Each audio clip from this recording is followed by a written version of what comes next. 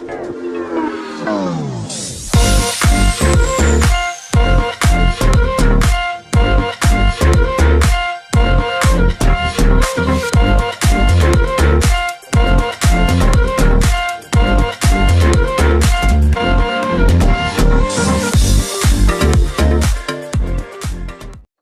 semua, salam sejahtera Malaysia. Saudara-saudara, tuan-tuan dan bapak semua.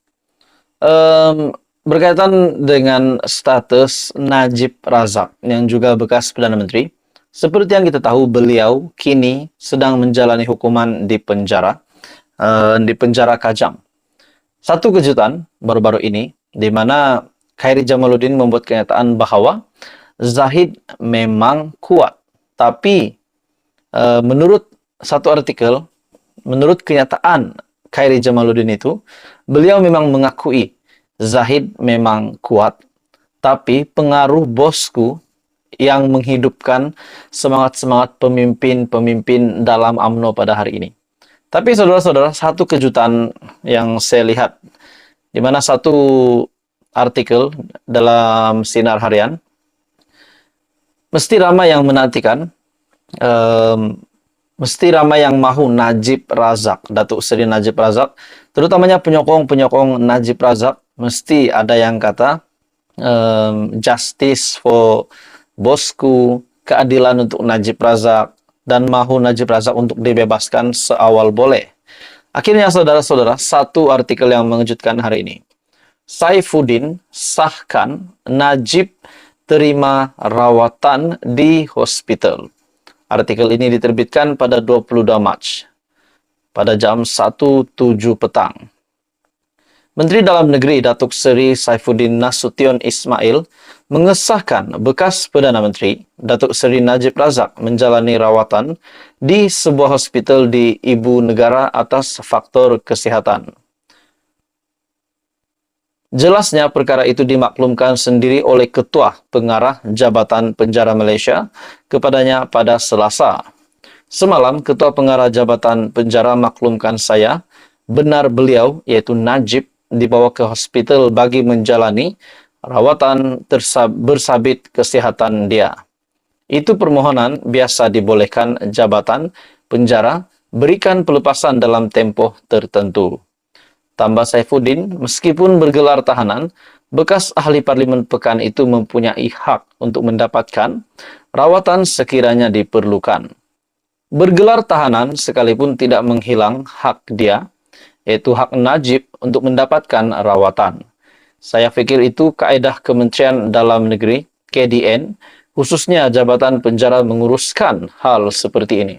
Jadi ini satu keputusan bagi saya, mengejutkan seluruh keluarga Najib Razak, seluruh UMNO dan seluruh Malaysia.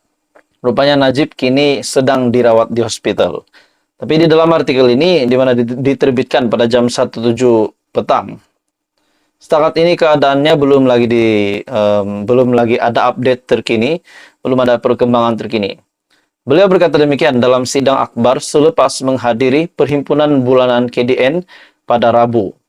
Menurut laporan media, Najib dimasukkan ke Hospital Kuala Lumpur, HKL, sejak beberapa hari lalu, selepas dipercayai mengalami jangkitan pada paru-paru. Najib pernah dimasukkan ke hospital kerana mengalami ulcer kronik pada tahun lepas.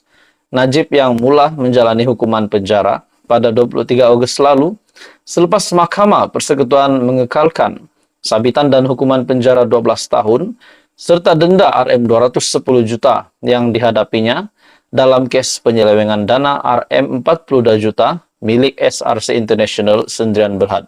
Jadi saudara-saudara, menurut satu artikel ini, Saifuddin sahkan Najib terima rawatan di hospital. Disebabkan ada masalah kesehatan, akhirnya Najib dirawat di sebuah hospital di Hospital Kuala Lumpur. Menurut laporan media, Najib yang dimasukkan ke HKL sejak beberapa hari selepas dipercayai mengalami jangkitan pada paru-paru. Jadi saudara-saudara, teruskan bersama di dalam channel ini untuk perkembangan yang terkini. Jangan lupa tekan butang like, share, dan subscribe. Halo semua, salam sejahtera Malaysia. Satu lagi ulasan yang sangat menarik hari ini yang menggemparkan seluruh Malaysia. Tonton Bapak semua, kita tahu bahwa di Malaysia hari ini memang kita tidak dapat elak. Ada sahaja isu perkauman yang semakin panas. Berkaitan dengan jom ziarah gereja, berkaitan dengan kaum Melayu. Jadi memang banyak. Seperti terkini, Tun Mahathir yang ada membuat kenyataan bahwa bukan beliau yang patut ditangkap, tetapi pemimpin kerajaan. Di mana ini dalam satu artikel, katanya jika kerajaan gagal mencari jalan menyelesaikan masalah dihadapi orang Melayu, bolehlah dianggap pihak berkuasa sedang mempromosikan kemiskinan di kalangan masyarakat tersebut. Sikap memihak untuk menekan orang Melayu, tambah bekas ahli parlimen Kubang Pasu, dan Langkawi itu merupakan manifestasi rasisme kerajaan. Jadi saudara-saudara, akhirnya setelah banyak isu berkaitan dengan perkauman, berkaitan dengan rasisme di Malaysia. Akhirnya kita tahu banyak pemimpin ataupun ahli politik di Malaysia yang memang menentang berkaitan dengan isu-isu perkauman, isu-isu rasisme ini. Akhirnya saudara-saudara, Sultan Ibrahim bertitah. Dalam satu artikel dari Astro Awani, jangan cuba pecah belah perpaduan bangsa Johor. Kenyataan daripada Sultan Ibrahim. Sultan Johor, Sultan Ibrahim, Sultan Iskandar hari ini bertitah menegaskan jangan ada pihak yang mencuba sebarang usaha untuk memecah belahkan jambatan perpaduan bangsa Johor. Artikel ini diterbitkan pada 22 Mac. Sultan Ibrahim bertitah, konsep bangsa Johor yang menyatukan rakyat pelbagai kaum di negeri ini kekal diamalkan sejak sekian lama. Justeru Baginda bertitah, bangsa Johor perlu menolak sebarang bentuk ekstremisme yang boleh menjejaskan keharmonian antara kaum dan agama. Sejak dahulu lagi, saya sentiasa menitik beratkan dan mengingatkan semua bahwa persefahaman dan hormat menghormati antara kaum menjadi tunjang perpaduan bangsa Johor. Saya memberi amaran, jangan ada cubaan daripada mana-mana pihak yang mahu memecah belahkan jambatan perpaduan bangsa Johor. Titah Baginda dalam kenyataan yang diberikan Royal Press Office kepada bernama hari ini, sempena sambutan ulang tahun Hari Keputeraan Rasmi Baginda esok. Saudara-saudara, bagi saya, ini satu perkara yang kita perlu ambil berat, di mana berkaitan dengan perkauman dan berkaitan dengan agama dan bangsa di negara kita, di tanah air kita. Sepatutnya perkara ini sudah dibendung, tidak lagi ada isu seperti begini. Jadi akhirnya, titah Sultan Johor, Sultan Ibrahim, Sultan Johor, Sultan Ibrahim, Sultan Iskandar bertitah menegaskan jangan ada pihak yang mencuba sebarang usaha untuk memecah belahkan jambatan perpaduan bangsa Johor.